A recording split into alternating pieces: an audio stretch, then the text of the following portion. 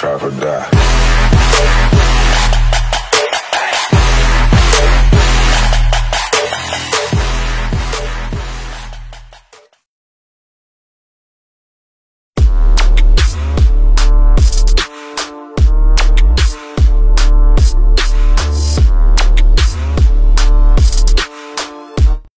So ayun guys, andito na tayo sa KineMaster.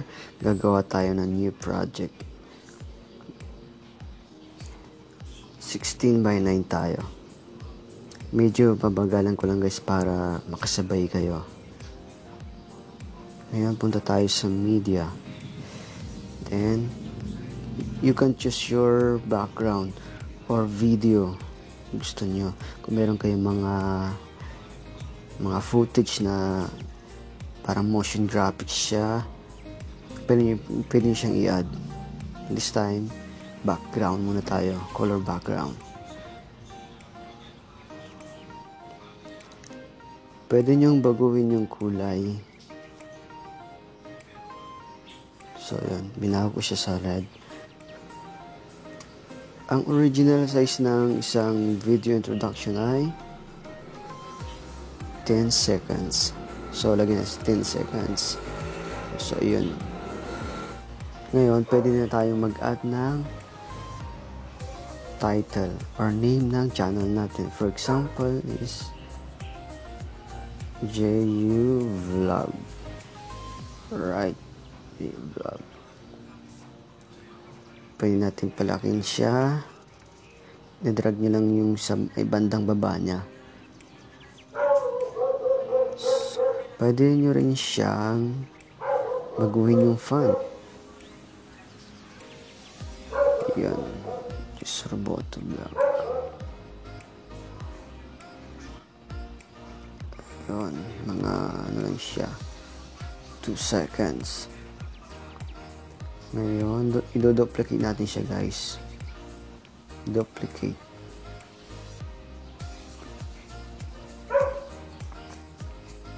Duplicate mga 2 times pala, sorry. 2 times siya duplicate. So, ililipat natin itong mga copy niya, mga duplicate niya para kasabay-sabay. So, ayun guys, meron tayong duplicate. Kaya natin dinuplicate siya guys. Bali, iba-iba yung animation niya. So, simulan natin sa animation. Sa first title muna tayo. Punta tayong animation. In animation. Dito pwede kayong pumili ng animation na gusto nyo.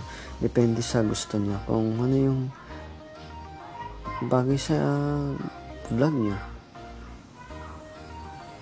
This time, piliin ko is slide up. Slide up. Medyo mabilis dapat. Yan. Binilisan ko yung speed niya guys. So, yun. So, gaganon siya. Masyadong mabilis ata. Alright. Medyo babagalan ko lang. Yan. So, ayun, meron tayong first title. Tapos may animation na rin siya. Second title naman, or name, animation naman. Sa animation ulit. Punta tayo ngayon sa overall animation. This time, pipili natin ng jitter. Yan. Yun yung madalas ginagamit ng mga ilang YouTuber sa kanilang doc intro. For example, play natin. Ganyan siya. So,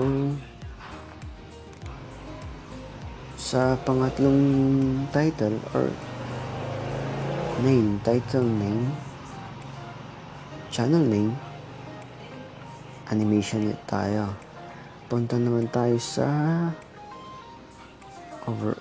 overall animation ulit.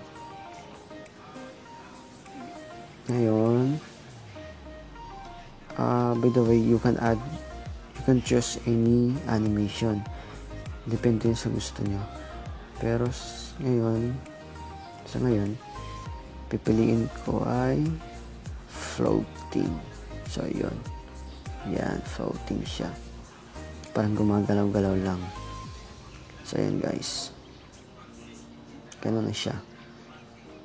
Pwede nyo siyang iusod. Yan. Yan, dikit. Yan. So, meron na tayong ganyan siya. So, ang gagawin mo na lang ngayon, may 3 copies ka na. May tatlong klaseng ng animation. Gagawin na is i-duplicate mo na lang siya. Kuwari ito. Ito yung may jitter animation. I-duplicate natin siya. Duplicate. Then, i-drag natin sa may bandang dulo. I-duplicate din natin itong isa.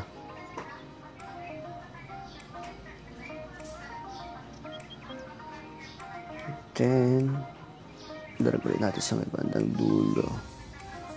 Bali, ibabagay nyo lang siya sa background music na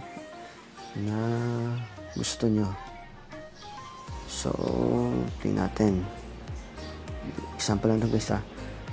Yan, ganyan. Ganyan siya. Ganun lang kasimple guys. Madali lang siya gawin. Then, madali lang din siya isabay sa music. Basta, i-review nyo lang, i-play nyo lang kung may mali, ulitin nyo, baguhin nyo, yung sa bumagay siya sa music.